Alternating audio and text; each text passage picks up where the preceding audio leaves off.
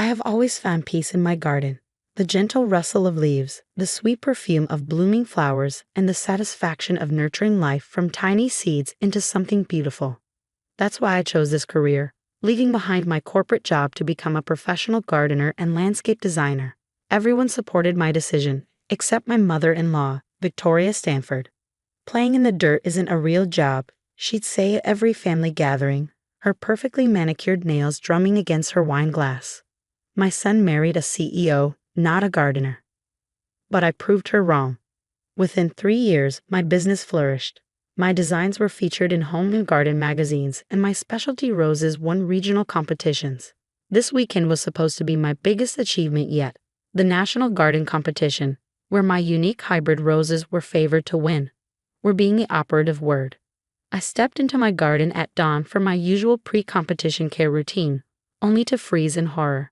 My precious roses, 3 years of careful breeding and endless dedication, lay brutally massacred, stems snapped, petals scattered, and roots torn from the earth. The morning dew mixed with soil to create mud that caked my knees as I fell beside my destroyed flowers. Oh dear, what happened here? I didn't need to turn around to recognize that falsely sweet voice. Victoria stood at my garden gate, dressed impeccably in designer clothes at 6 a.m., holding her signature pruning shears, the same ones she accidentally left at our house after her visit yesterday. Why? My voice cracked. The competition is tomorrow. Perhaps this is a sign, she said, stepping carefully around the destruction in her expensive heels. Time to return to a respectable career. Alexander needs a wife he can proudly introduce at corporate events, not someone who gets dirt under her fingernails. I stayed silent, gathering the broken stems of my roses. My husband Alexander would be devastated. He'd helped me plant these, spending weekends learning about soil pay and proper pruning techniques, proud of how I turned my passion into success. I've arranged an interview for you, Victoria continued. Stevens and Bloomberg, Senior Marketing Director. Much more suitable than this, she gestured dismissively at my garden hobby. The rage building inside me must have shown on my face because she quickly added, "Don't make a scene, dear. You'll thank me later." The garden was becoming an obsession. Now you can focus on giving me proper grandchildren instead of fussing over plants. She turned to leave, mission accomplished, but her heel caught in the loose soil. As she stumbled, something fell from her designer handbag, an old leather-bound book, its pages yellowed with age. Victoria lunged for it, but I was faster. "Give that back." Real panic replaced her usual controlled expression. "That's private property." Like my roses were private property, I clutched the book tighter. "Leave, Victoria. Now, before I call the police about vandalism." She straightened, mask back in place. "You have no proof. And if you dare open that diary, I'll make sure Alexander knows exactly what kind of woman he married." After she left, I sat among my ruined garden, the mysterious diary heavy in my lap. Part of me wanted to respect her privacy. After all, everyone deserves to keep their secrets. But as I looked at 3 years of work destroyed, at my dreams scattered across the mud, something inside me hardened. The diary's first entry was dated June 15, 1985.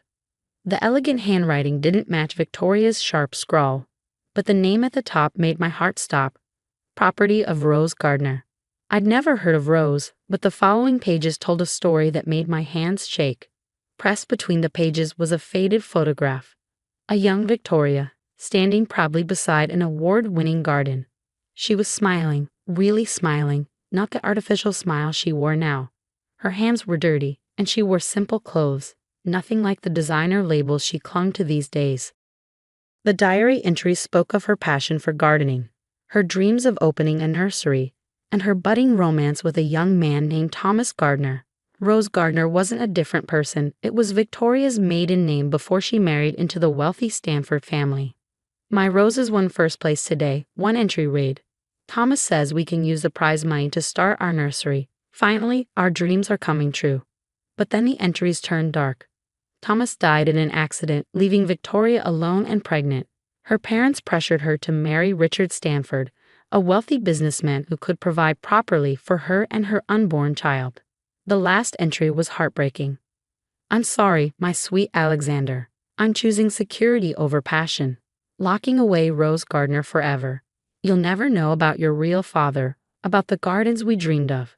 The Stanfords will give you everything I couldn't. Sometimes we have to bury our dreams so our children can thrive. The diary slipped from my numb fingers. Alexander's father, his real father, had been a gardener. Victoria hadn't destroyed my roses out of malice, but from a place of deep, buried pain. Every time she saw me in the garden, I was living the life she'd abandoned. My phone buzzed with a text from Alexander. Got us dinner reservations to celebrate before your big day tomorrow. So proud of you, love. I looked at my destroyed garden, then at the diary that had revealed Victoria's long-buried secrets. The competition was tomorrow, and my mother-in-law's past lay exposed in my hands. As I stood up, brushing dirt from my knees, I knew I had a choice to make, one that would change our family forever. I spent hours staring at my phone, the diary heavy in my lap, wrestling with what to do. My thumb hovered over Alexander's number several times. He deserved to know the truth about his father, about who his mother really was. But another part of me remembered the pain in Victoria's last diary entry, the sacrifice of a young mother choosing security for her child. Finally, I made a different call. National Garden Competition Committee? This is Sarah Stanford. I need to request an emergency meeting. 2 hours later, I sat in their office, explaining my situation, minus the family drama. They were sympathetic but firm. Without my roses, I couldn't compete. Unless. There is one option, Judge Margaret Wilson said, adjusting her glasses. If you can create a stunning display using only local wildflowers and natural elements within the next 24 hours, we'll allow you to enter the sustainable garden category instead. It wasn't my original category, but it was something. I thanked them and rushed to my truck, my mind already racing with possibilities. I'd need help, lots of it. That's when I made my second call of the day. Emily's Garden Center. How can I help? Emily, it's Sarah. Remember those wildflower fields you mentioned out by Miller's Creek? I need a favor. Emily had been my first friend in the gardening community, always ready to help a fellow plant enthusiast. Within an hour, she'd rallied a group of local gardeners. As the sun set, we worked by floodlight, carefully transplanting wildflowers into portable beds. My phone kept buzzing. Alexander wondering where I was, Victoria's number flashing across my screen. I ignored them both. This wasn't about revenge anymore. It was about proving something to myself and maybe to Victoria too. At midnight, Emily brought me coffee and a sandwich. Sarah, there's something you should see. She pulled up an old newspaper article on her phone. Dated 1985, the headline read, "Local nursery owner dies in tragic accident." Below was a photo of Thomas Gardner standing proudly in front of Gardner's Green Haven. He had Alexander's smile. I remembered this story when you mentioned Victoria Stanford, Emily said quietly. Thomas was a legend in the local gardening community. His sustainable growing techniques were decades ahead of their time. After he died, his pregnant fiancée disappeared. Nobody knew what happened to her. I touched the photo on the screen, thinking of the diary hidden in my truck. He was trying to create something beautiful, I whispered. Something that would last. Dawn found me putting the finishing touches on my new display.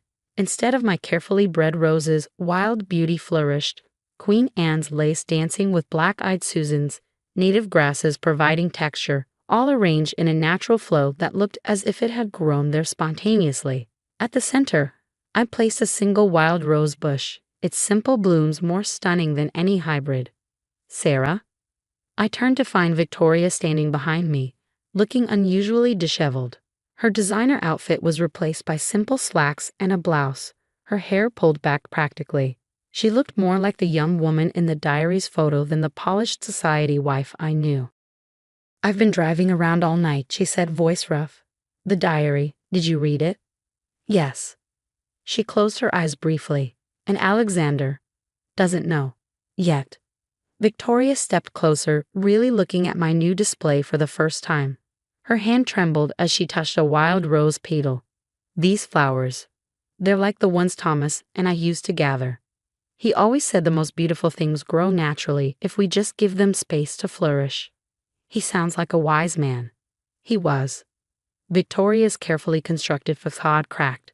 When he died, I was so scared. Pregnant, alone, with nothing but our dreams in a half-built nursery. The Stanfords offered security, respectability. I convinced myself I was doing the right thing for Alexander. By burying who you really were. I thought I had to choose security or passion.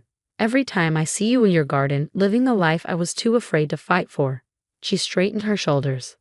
I was wrong to destroy your roses. Not just wrong, cruel. I've spent 30 years being the perfect Stanford wife, so focused on appearances that I forgot what really matters. The morning sun broke through the clouds, illuminating the wildflowers. They seemed to glow from within, proving that sometimes the most beautiful things come from unexpected destruction. The competition starts in 2 hours, I said carefully.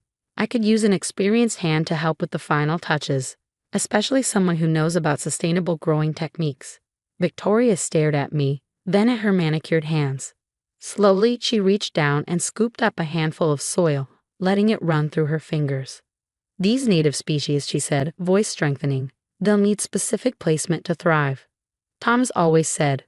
As we worked side by side in the growing dawn, I realized something profound was shifting.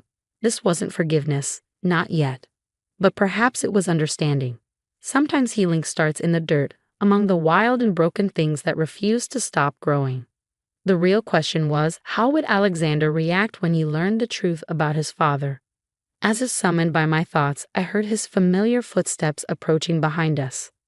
Mom? Sarah? What's going on? Victoria's hands stilled in the soil. The moment of truth had arrived. Alexander stood there, confusion etched across his face as he took in the scene. His always pristine mother with dirt on her knees, working alongside me in a display so different from my planned rose exhibition.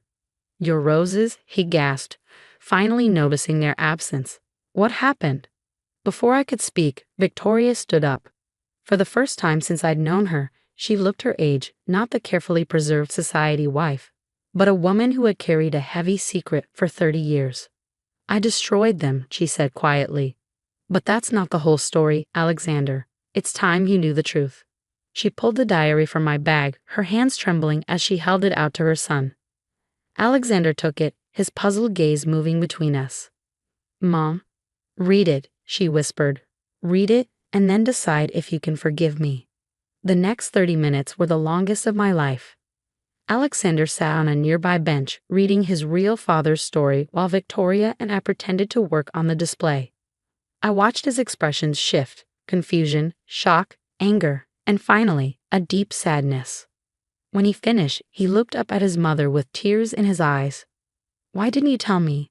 Victoria moved to sit beside him, keeping a careful distance. At first, I told myself you were too young. Then, when Richard adopted you, it seemed cruel to confuse you. Eventually, the lie became easier than the truth. She twisted her hands in her lap.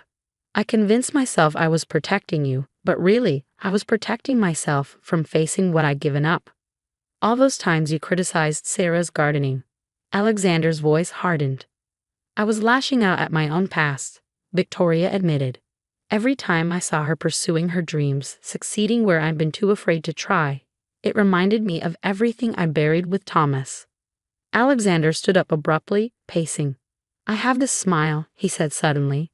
Everyone always said I must get it from Richard's side, but it was him, my real father. You have his kind heart too, Victoria said softly, and his love for growing things. Remember how you always helped me in the garden when you were little? Before I stopped gardening completely. A bell rang in the distance, 30 minutes until the competition judging. Alexander turned to me. The roses you bred, the ones Mom destroyed, they were supposed to be your masterpiece. I nodded, but found myself smiling. They were. But look at this. I gestured to our wildflower display. Sometimes beauty comes from unexpected places. These flowers are like your father's legacy, natural, resilient, refusing to be forgotten. Alexander touched a wild rose gently. He would have loved this, wouldn't he? He would have loved you, Victoria said. So much more than I ever showed you. The tension in Alexander's shoulders slowly released. He turned to his mother. I'm angry that you kept this from me, that you tried to destroy Sarah's dreams because you couldn't face your own. He took a deep breath. But I understand being afraid, making choices you think will protect the people you love. Victoria wiped her eyes. I don't deserve your understanding. Maybe not, he agreed. But Thomas Gardner's son probably inherited his capacity for forgiveness along with his smile. The final bell rang. Judges were beginning their rounds. Victoria stood up, straightening her soil-stained clothes. "Sarah, about the competition." I shook my head. "What's done is done. These wildflowers are my entry now." "No," Victoria said firmly. "They're our entry, if you'll let me help." As the judges approached our display, Victoria shocked everyone by launching into a passionate explanation of sustainable gardening practices she'd learned from Thomas 30 years ago. Her knowledge, combined with my modern techniques, created a presentation that left the judges impressed. We won second place, not in the rose category I'd dreamed of, but in sustainable garden innovation. As I held the ribbon, I realized it meant more than any first place with my hybrid roses ever could. That evening, as we celebrated at home, Victoria brought out a box I'd never seen before. These were Thomas's gardening journals, she said. His research on sustainable growing, his dreams for the nursery, everything I kept hidden. I think it's time they were used by someone who'll appreciate them. She handed them to me, then added softly, "Maybe we could look through them together. There's this technique for grafting that Thomas developed." Alexander squeezed my hand as I accepted the journals. "Mom," he said, "tell me about him. About who he really was." Victoria smiled, a real smile, one that transformed her face. "He would spend hours talking to his plants. Said they were better listeners than people." As she shared stories of the man she once loved, I looked at our second place ribbon and thought about how growth rarely follows our carefully planned paths. Sometimes it takes unexpected turns, pushing through concrete, reaching for light in the most unlikely places. Just like the wildflowers in our garden, some truths refuse to stay buried forever. And sometimes the most beautiful blooms come from seeds we never meant to plant.